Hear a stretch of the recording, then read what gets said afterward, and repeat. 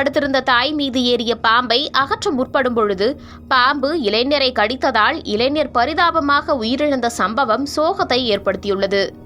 நாகை மாவட்டம் ஆய்மூர் பகுதியைச் சேர்ந்தவர் பூபதிநாதன். இவருக்கு இரண்டாவதாக குழந்தை பிறந்து 1 மாதம்தான் ஆகிறது.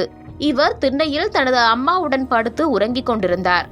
அப்போது அவருடைய அம்மா மீது பாம்பு ஏறியதால் பதட்டத்தில் பாம்பை தட்டிவிட பாம்பு பூபதிநாதனை கடித்துள்ளது. சுமார் 3 அடி நீளமுள்ள இந்த பாம்பு கடித்ததால் உடனடியாக பூபதிநாதன் அருகிலுள்ள திருத்துறைப்பூண்டி அரசு மருத்துவமனைக்கு கொண்டு செல்லப்பட்டார்.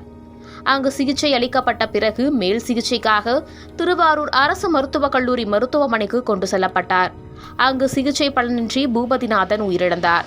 தனது தாய் மீது ஏறிய பாம்பை அகற்ற முற்படும் பொழுது தாயை காப்பாற்ற நினைத்து மகன் இறந்த சம்பவம் அந்த பகுதியில் பெரும் பரபரப்பையும் சோகத்தையும் ஏற்படுத்தியுள்ளது.